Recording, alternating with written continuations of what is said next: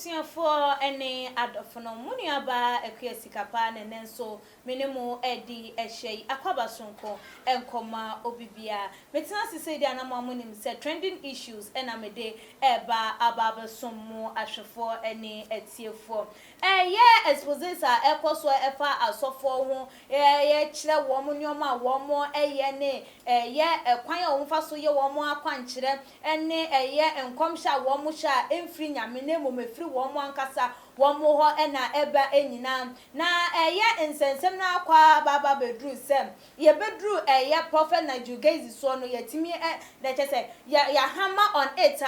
ye wonabo Canada Agyapong asem ena make wa hammer on it dan da wo bebebetina sem ko ade am ene wode ne ho ensem eba ebebetu edwa dan da wode ne ho ensem eba ebebetu edwa na nanu wo kwada mpo de ye amabo na again mpo ede a wode ba ye ekire se wonu na de ni wura okotumu cheche nyoma wone eye Nigel Gaisie aye afa eye esumwasi enyine mu nkawa emu moto emu moja wanom emu nkro ne emu moja wanom ene bebre kwa nanso so no ninyina mu no ye nyame ni payi na bamu emuyo ensem a ye kan ede efa no nyina no ninyina no ema no embu na bam ema no enya enyini gidie emfiri nyame mu na ninyina no wode ne nsem bi aba abetu edwa na abusuafo mo beka ye ka no ho nsem nyina no so oba obekasa ede efa ho obebebe kirechire mu na ema na no wukwada ensem no course no ho na bobo ensem bi so ese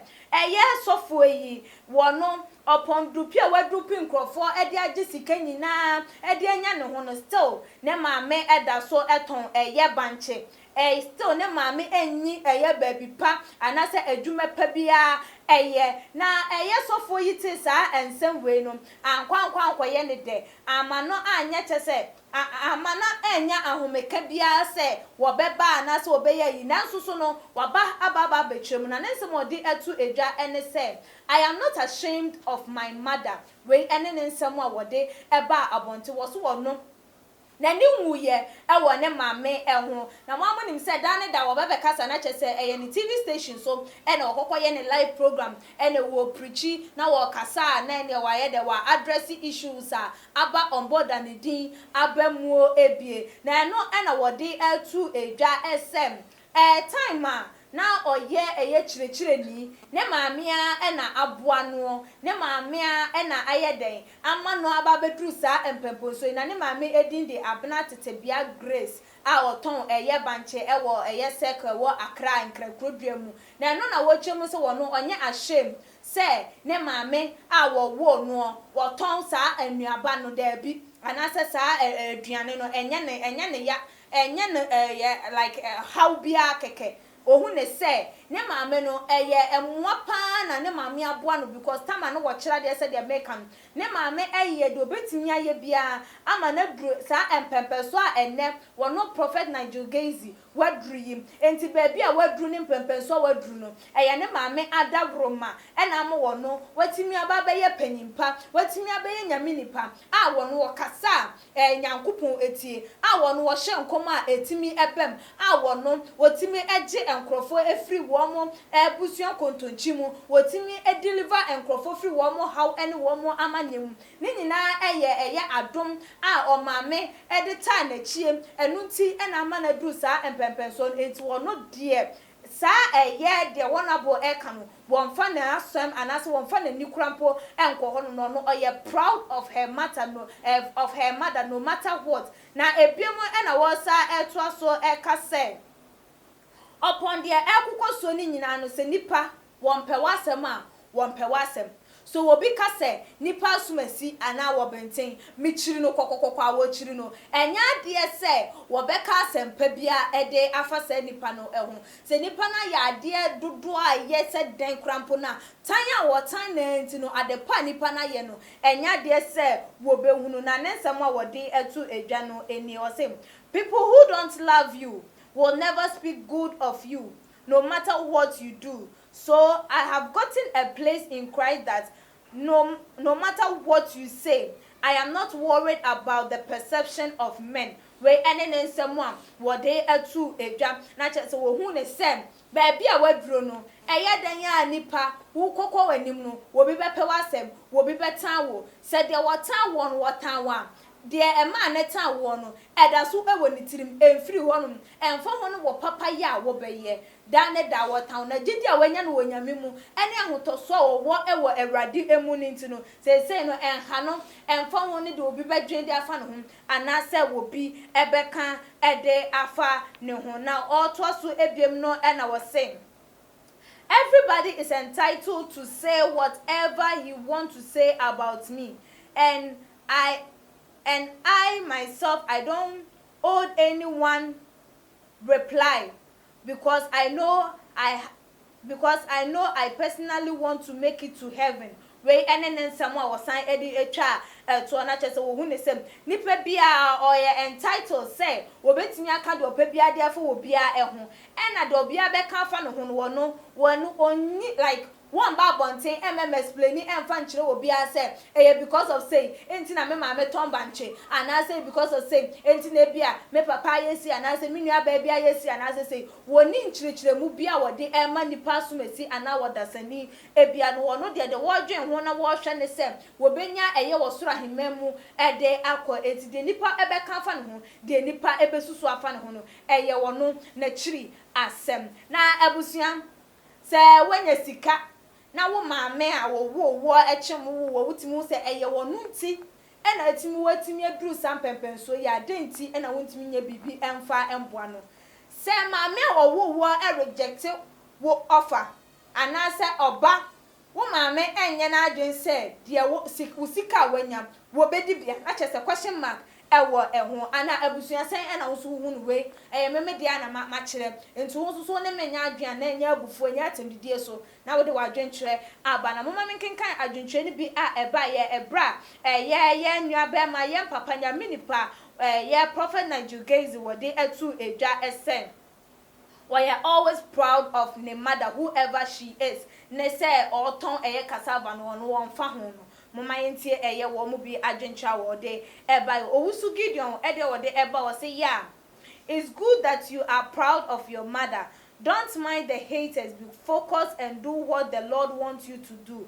God is your judge. One of the was saying yet say wo ye de wo do wo mama na wo ye proud of her ma de wo mo tan wo no wo mo susu ye ene wo mo hyehye ye emamu emfa ema no yakopon enko ene ye wo kama form solace e de wo de eba wo say is bad prophet to is bad prophet to allow your mother to do this job. What has the woman benefited by giving birth to you? Set her up in a proper business because she sacrificed her all for you all today. One also so ne dia wo de eba ye eno no say aha da bi na mini pa we dia enye ne kwan so eno no ye enye se wo maame eba ton banchi ewo edom da bi enye ne kwan so eno se wo ye nya mini pa na wo san so ewo sika pa de enye eni kwan enti se wo pa adwuma papa bi de ama maame apɛ fa ema no because bra wa bre ewo win fa so oben na wo nya de afrimu kwasi de eba was you are not wise. He didn't say you are not wise. He didn't say he will do anything for his mother. Please. Ebusia as ono ne de wa divert e free ensem no ho. Rafa asamwa enso de eba was Kennedy. I don't think it is appropriate or right to always extend your beef with others to their parents. If fully grown adults misbehave, please deal with them alone and leave their parents alone out of it. It's just not right. Please keep up the fight, but do not extend it to parents, especially when the parents have not spoken or said anything on the issue. Ono so ehun say won aboka de Agyapong so onu obi na enya asem o ni nipa no enko so odi nipa na busu asem ebeba emu epa ede won fa enye den ento enchen se abusu ni bia ememe kasa ye de a wonja busuafo no ensem emfa emma wo mu John enso ede a wode eba ya osem. So after your worth and money you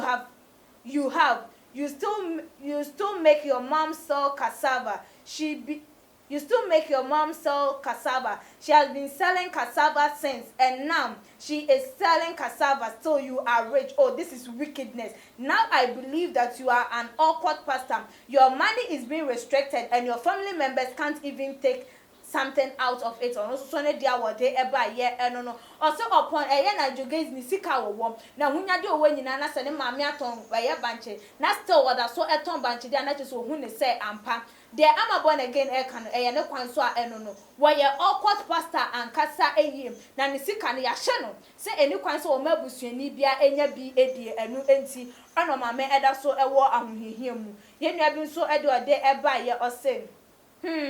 God is our judge. Whatever is hidden will be uncovered, and now I can see everything is clear now. Prophet Nigel Gaisie, you are not a man of God. You can never be, because from the way things are going, you are an awkward pastor, and I don't mind saying so. No so ne dear, no aha, and a brother my kwan ama ye de juma de no esie adwentwe bi a eba ye no enti wonso so a wo fi sen and a wo dwen fa eye ensem a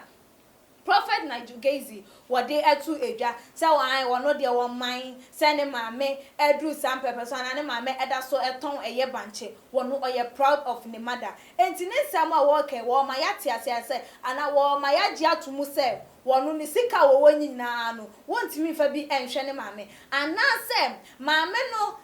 so wada so ton eye banche no wo magana for ya dwuna ba so say ne ba ne sika no eye sika fin enu ntina won fa ne nsa enka ye na na media mentimi hu no wonso so a wo fie sen e na hu ensem no esi efa fabra e wo tuma gh comment section so won subscribe to your channel na ye efa maye share for mabusuafo anuanom ene adofonom wo betimi so a like your videos na ebiemo wo follow ye e wo ye Instagram page @tumagh_ na emrepem no munia ba ekesika pa meken kama dwenche no e de amom aha ene de edwumedie no ebesi desene ye besane hia makram.